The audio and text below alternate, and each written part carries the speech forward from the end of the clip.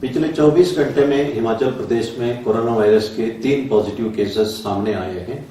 एक केस ऊना अंब तहसील में है, जो लेडी दिल्ली से आई थी, पॉजिटिव पाई गई। दूसरा शाहपुर में है, जो व्यक्ति नोएडा से आया था, पॉजिटिव पाया गया। तीसरा एक छोटी बच्ची 2 साल की, जिस व्यक्ति को पहले पॉजिटिव हुआ था, उसकी बेटी को भी पॉजिटिव पाया गया है। इस वक्त अस्पताल में 9 पेशेंट्स कोरोना वायरस पॉजिटिव की वजह से उपचाराधीन हैं और एक केस डिस्चार्ज हुआ है। कुल मिला के हिमाचल प्रदेश में अब तक 50 केसेस कोरोना वायरस पॉजिटिव के सामने आए हैं। हमारा सेकेंड बैटल शुरू हुआ है।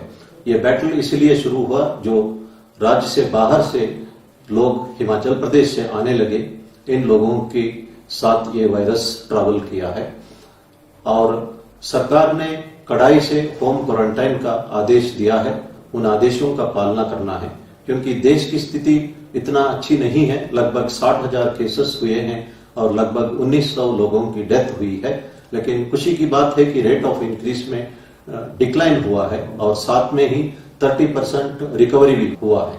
इसलिए हमें इस बारे में कॉम्प्लेसेंट बिल्कुल नहीं रहना चाहिए और होम क्वारंटाइन का आदेशों का पालना करना चाहिए।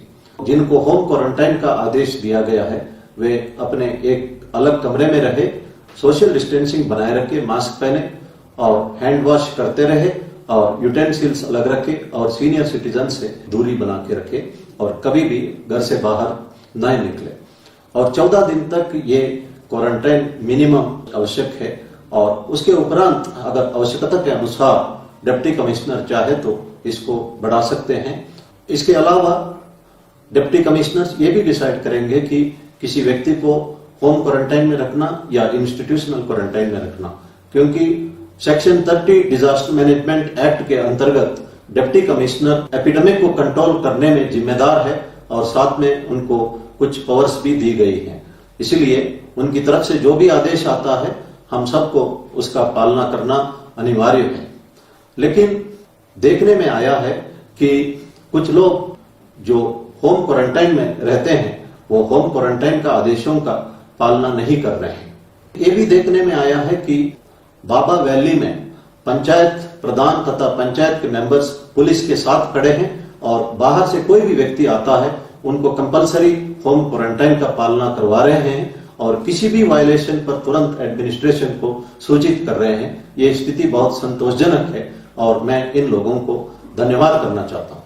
मेजॉरिटी लोग होम क्वारंटाइन का आदेशों का पालना भी कर रहे हैं, मैं उन्हें भी धन्यवाद करना चाहता हूं। लेकिन अफसोस की बात यह है कि ऊना के हरोली तहसील में एक कपल मोगा से आए और उन्होंने होम क्वारंटाइन का आदेशों का धज्जियां उड़ाई और लोगों में काफी रिजेंटमेंट है और उन्होंने शिकायत भी की। मैंने वो शिकायत एसपी को फॉरवर्ड किया है और आदेश दिया है कि उचित कार्रवाई करें।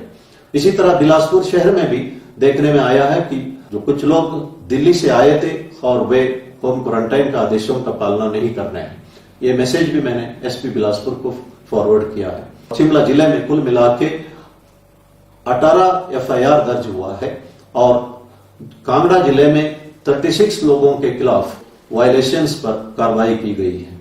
मंडी जिला के बल तहसील में एक लेडी होमगार्ड के साथ कुछ लोग कर्फ्यू रिलैक्सेशन का वायलेशन करते हुए बदतमीजी से व्यवहार किया और जिन पर एफआईआर दर्ज की गई है। ये बहुत अफसोस की बात है। मैं जो बाहर से आए हुए लोगों से अनुरोध करूंगा कि होम क्वारंटाइन का आदेशों का कड़ाई से पालना करें, इसकी मजाक ना उड़ाएं। हम सब ने एक कहावत सुना होगा कि प्याज भी खाया, दंडा भी खाया और सजा भी भुगता। एक आदमी को कहा गया था कि सजा के बदले वो 100 प्याज खा सकता है या 100 दंडा का मार खा सकता है। उस आदमी ने कहा है कि मैं प्याज खाऊंगा। 60 प्याज खाते ही उसने कहा है कि मेरे से नहीं हो सकता है, मैं दंडा खाऊंगा। उसके उपरांत वो 60 दंडा का मार खाते हुए कहा है कि मैं सजा भुगतूंगा। जो लोग होम क्वारंटाइन में थे, हमारे पास इंस्टेंसेस है, उन्हें इंस्टीट्यूशनल क्वारंटाइन में रखा गया और उसके उपरांत वो पॉजिटिव पाए गए।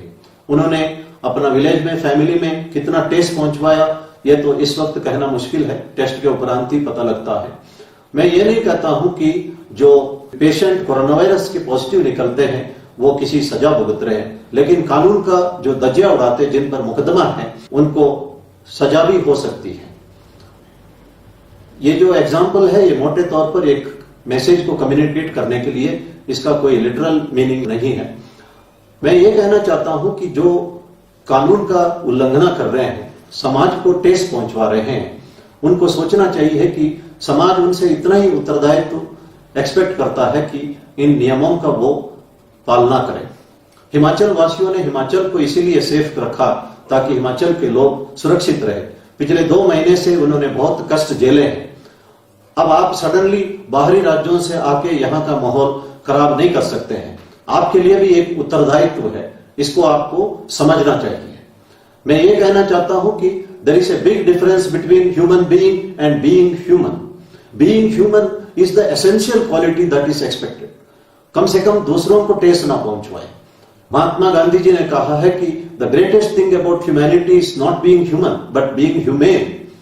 भगवान साईं बाबा ने कहा है कि हेल्प एवर हर्ट नेवर। जो हर्ट नेवर है दैट इज एसेंशियल क्वालिटी। दूसरों को ठेस मत पहुंचवाइए। जो हेल्प एवर है वो उन लोग कर सकते हैं जो गांधी जी की इन बातों को समझ सकते हैं। Greatest thing about humanity is being humane. एक दूसरे का हम मदद कर सके। लेकिन जो कानून का दजिया उड़ाने वालों से मैं इतना ही उम्मीद करता हूं, they should understand the difference between human being and being human. एक क्वालिटी एसेंशियल है और दूसरा क्वालिटी डिजायरेबल है। मदद करना एक डिजायरेबल क्वालिटी है। डॉक्टर मार्गरेट मीड अमेरिका के सोशल एंथ्रोपोलॉजिस्ट रही थी। उनसे